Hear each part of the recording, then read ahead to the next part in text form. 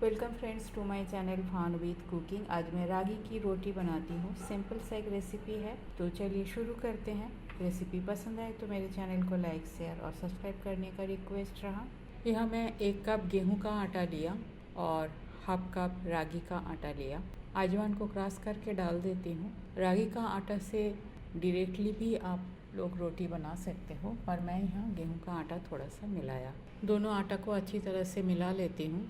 अब थोड़ा थोड़ा पानी डाल के नॉर्मल रोटी का जैसे हम लोग एक सॉफ्ट डो लगाते हैं, ऐसे एक सॉफ्ट डो लगा लेते हैं। पानी धीरे धीरे डालना है, थोड़ा थोड़ा करके डालना है और गूँथना है।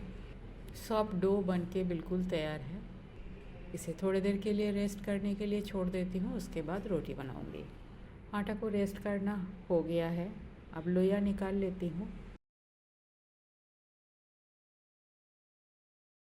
और हथेली के बीच में रख के इसका बॉल बना लेती हूँ।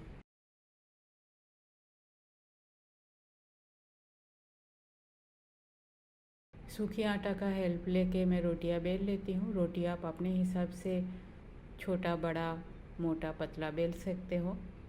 गेहूं के आटा में रागी का आटा हो या अलसी मक्की कोई भी आटा आप मिलाओ तो एजेस इतना क्लियर नहीं आती है, थोड़ा सा फट जाता है। रोटी तो मैंने बेल लिया। अब इसको परफेक्ट राउंड शेप देने के लिए राउंड शेप में से काट लेती हूँ।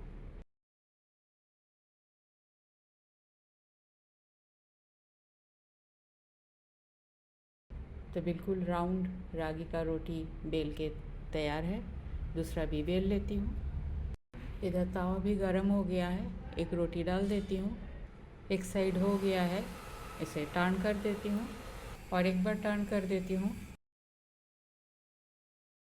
अब फ्लेम को हाई कर देती हूँ और रोटी को डायरेक्ट फ्लेम में सेंक लेती हूँ।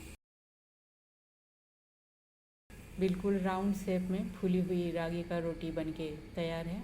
बाकी भी सेंक लेती हूँ। रागी का रोटी बनके बिल्कुल तैयार है। हेल्दी सिंपल होममेड रोटी है। रेसिपी पसंद आई तो मेरे चैनल को लाइक शेयर और सब्सक्राइब करने का रिक्वेस्ट रहा।